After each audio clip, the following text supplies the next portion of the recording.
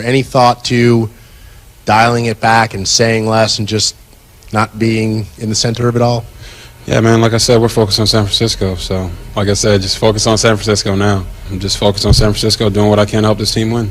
Focus on San Francisco, man, not letting anything on the outside distract us from that. Like I said, man, focus on San Francisco. Yeah, like I said, focus on San Francisco, man. Other than answering every question with focusing on San Francisco, are you doing anything different to prepare maybe than you would have done before? Just preparing for San Francisco, man. That's all I can do. All right, well, after being called out by Coach Jay Gruden for being too critical of his teammates Sunday in a post-game presser, RG3 channeled his best Bill Belichick, as you heard, with the same response. We're focused on San Francisco. However, in a surprise to at least me, Jay Gruden walked back his comments about RG3.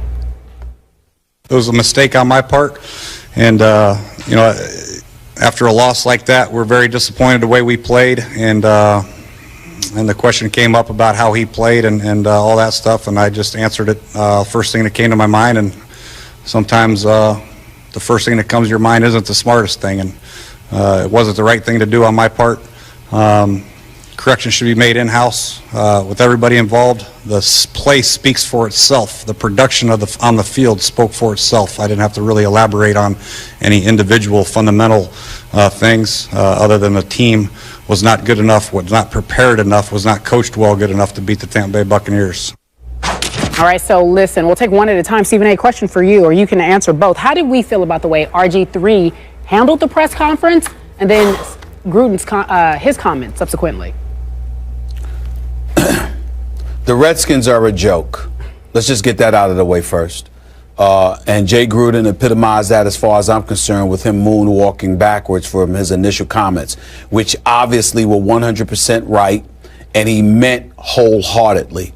The fact that he backtracked to the degree that he did, with the expediency that he did, just says to me that Daniel Snyder probably called him upstairs and he had a conversation with them, and Daniel Snyder is still going through just excessive measures to be protective of his franchise quarterback. Jay Gruden was wrong to address those things the way that he did with this specificity that he did in a press conference.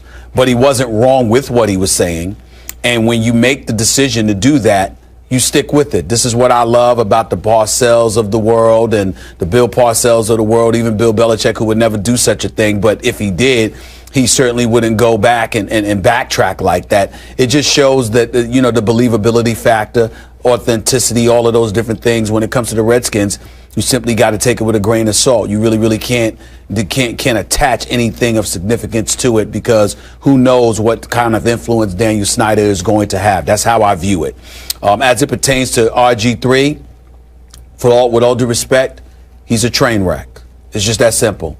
Because to me, he did himself no favors. I have said repeatedly, Skip Bayless, that RG3, the minute the season was over, considering the litany of questions about his character as it pertains to him being a willing teammate, somebody that's willing to ride and die for teammates, to go all out, to be about more than the RG3 brand and all of that stuff, there was so much that was said about him. You cannot be quiet. You cannot sit idly by and let people talk about you like that without saying anything. Donovan McNabb should have taught RG3 that, okay? But RG3 didn't want to listen. RG3 thought that going into hiding and not saying anything and being completely under the radar for the off season was going to do the trick. No, the same stuff that was being said about him before was going to be waiting for him this season. And sure enough, look what happens. The second they start losing games, you're hearing about stuff. You're hearing about noise being made in the locker room when RG3 was talking to the media and they had to go to a different location. You're hearing about folks that wanted Colt McCoy to remain the starter and then want RG3 back into the lineup. It's not, you're hearing all of these things. And then he speaks up and he says what he says, invoking the name of Peyton Manning, Aaron Rodgers, and others, to talk about how everybody's got to do their job for the quarterback to look good. And then after that, when you get called to the carpet for it, your response is to imitate Bill Belichick and say we're talking about the 49ers on our mind. Once again, he's dropped the ball when it comes to defending himself, speaking up for himself in an appropriate fashion and addressing the things that need to be addressed with the level of fervor and conviction a grown young man should have.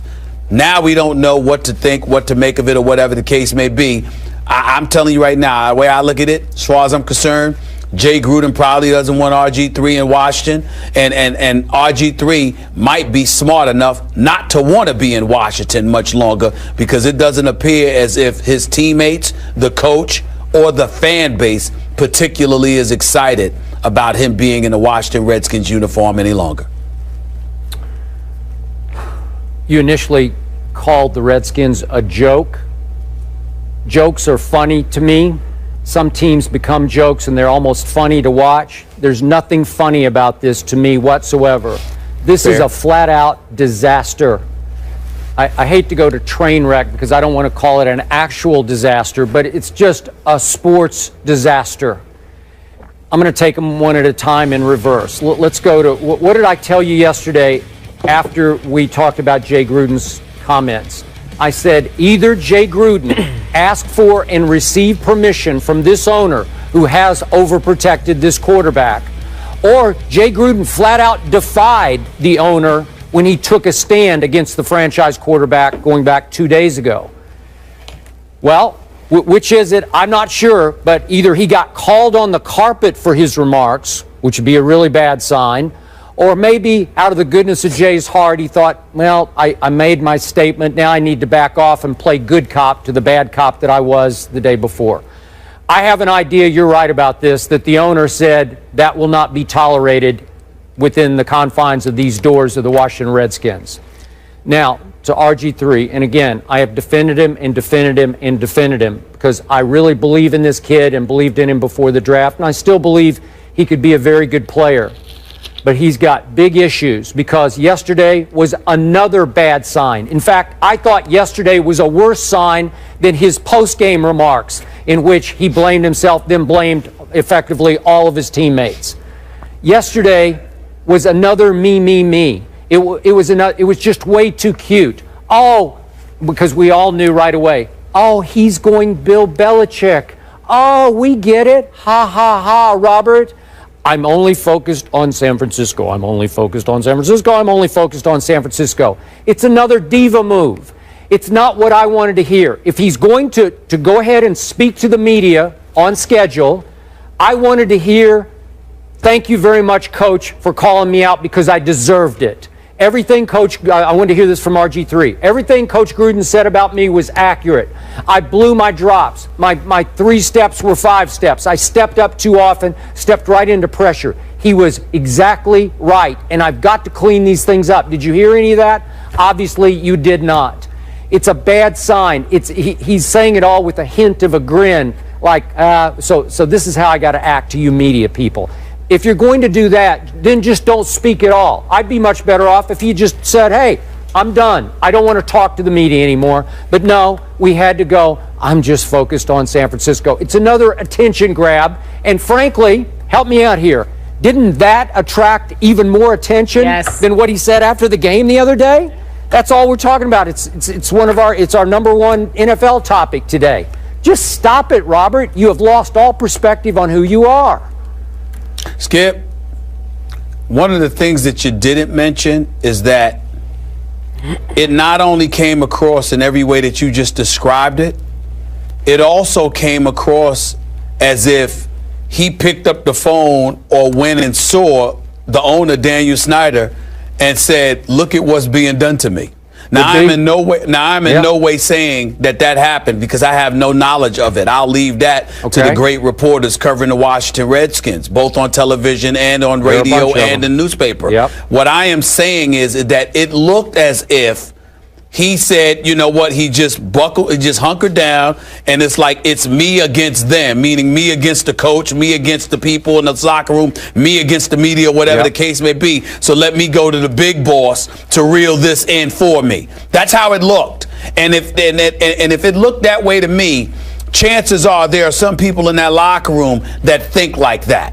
And if they think like that, you know how it is. They're going to huddle amongst themselves. They're going to talk behind his back, and they're going to view him, again, as to use your words, as a prima donna. Yep. And as a result of that, they're not going to want to deal with this guy. He's not somebody that they're going to want to go out there and fight with or for. And that's just the situation. And again, remember, I haven't spoken to Deshaun Jackson, but I've known Deshaun Jackson for a long time.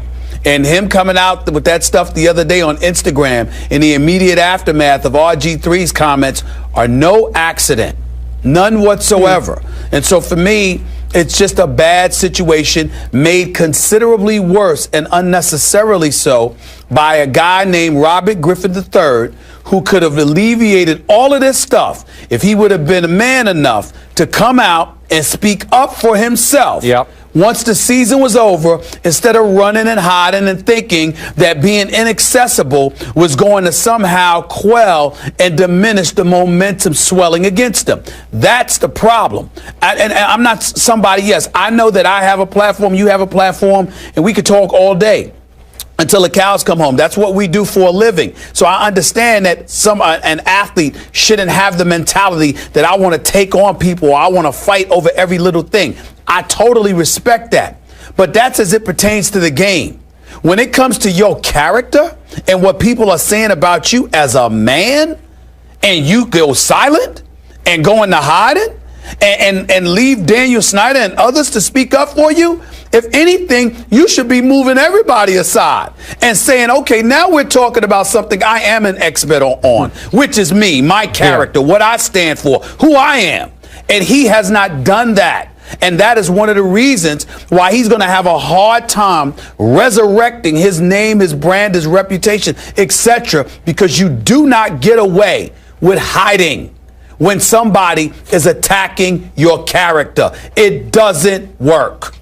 Last quick point on Deshaun that you brought up.